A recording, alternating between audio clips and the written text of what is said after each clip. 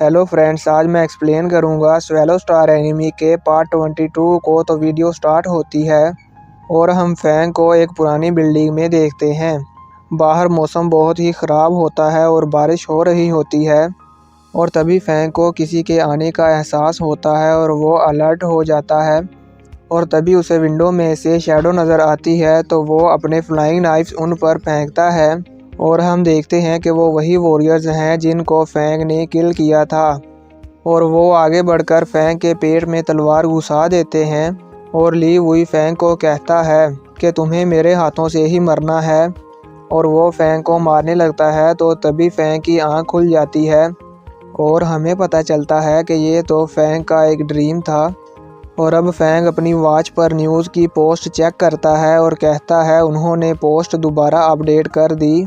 और सोचता है कि उन्होंने मुझे ढूंढने के लिए इतना ज़्यादा रिवॉर्ड रखा है और अब तो मुझे खुद उनको मर्डर की इन्फॉर्मेशन देने का दिल कर रहा है।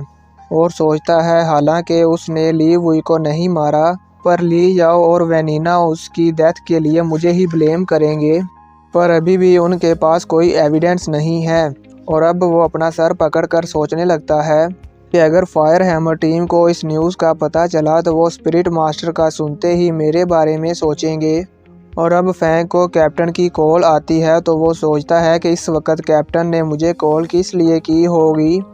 और घबराते हुए कॉल रिसीव करता है, तो कैप्टन पूछता है कि तुम बेस सिटी में वापस कब आओगे। और कहता है सब पहले से ही वापस आ गए हैं और हमें उस ऑपरेशन की रिपोर्ट प्रिपेयर करनी है और हम सब तुम्हारा वेट कर रहे हैं। तो फैंग कहता है ठीक है, मैं जल्दी ही आ जाऊंगा। तो कैप्टन पूछता है कि तुम अकेले ही काम कर रहे हो, तो क्या तुम्हें कोई ख़तरा तो नहीं है। तो फैंग को याद आता है कि कैसे उसने उन वॉरियर्स को किल किया था। तो वो कहता है नहीं कैप्टन, आप भूल गए हैं क्या, जब भी मैं मुसीबत में होता हूँ तो खुद को ख़तरे से निकाल लेता हूँ। तो अब कैप्टन कहता है मैं भूला नहीं हूँ, बस मुझे तुम्हारी फ़िक्र हो रही है। और कहता है कि तुम फायर हैमर टीम में मौजूद अपने भाइयों के बारे में ना भूलना और अपना ख्याल रखना। तो फैंग कहता है थैंक्स कैप्टन और कॉल कट कर देता है। तो अब फैंग उठकर बाहर बालकनी में आ जाता है और वो काफ़ी परेशान होता है और सोचता है कि मैं 100 बिलियन के डर से यूं ही छुप कर नहीं रह सकता। तो अब वो यूजिन को कॉल करता है, तो यूजिन कॉल रिसीव करती है और कहती है फैंग क्या तुम बेस सिटी में वापस आ गए हो। तो फैंग कहता है कि आज मैं अकेला ही मिशन पर हूँ और मैं काफ़ी डिप्रेस्ड हूँ।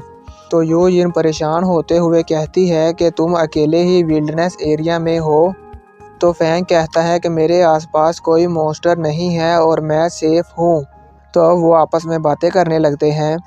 तो अब कॉल कट करने के बाद फैंग सोचता है कि हो सकता है कि फ्यूचर में मेरे ऊपर मर्डर करने का इल्ज़ाम लग जाए और मैं पकड़ा जाऊं। और हो सकता है कि मैं फिर कभी भी यूज इनसे बात ना कर पाऊं, पर अभी मैं यूज इनसे बात करके सुकून महसूस कर रहा हूं। तो अब सीन चेंज होता है और सुबह हो जाती है और हम फैंग को देखते हैं जिसके सामने मॉन्स्टर्स का ग्रुप होता है और वो सोचता है कि अब वो बिना किसी डिस्ट्रक्शन के प्रैक्टिस कर सकता है। तो अब वो 9 लाइटनिंग स्वॉर्ड के लेवल 3 का यूज़ करते हुए आसानी से मॉन्स्टर्स को मारने लगता है और सोचता है कि उसने लाइटनिंग स्वॉर्ड का लेवल 3 पार कर लिया है। और सोचता है कि लेवल 3 से उसे एक्सप्लोसिव पावर मिली है जिससे वो एक बार में कई मॉन्स्टर्स को मार देता है। और सोचता है कि सुबह मैं बेस सिटी वापस चला जाऊंगा। अब व्यू चेंज होता है और हम फैंग को नेक्स्ट डे गाड़ी में वापस जाते हुए देखते हैं। तो वो सोचता है कि मुझे मेरे ऊपर रखे हुए प्राइस के प्रेशर से बचने के लिए प्लानिंग करने की ज़रूरत है। तो अब हम फैंग को बेस सिटी में देखते हैं जहां पर उसके पेरेंट्स उसका वेलकम करते हैं। और फैंग प्लानिंग के अनुसार ही चल रहा होता है और वो पहले घर जाता है और फिर जिग्जियर मार्शल हॉल में जाता है और फायर हैमर टीम से मिलता है और अपने वेपन और इक्विपमेंट्स वापस करता है।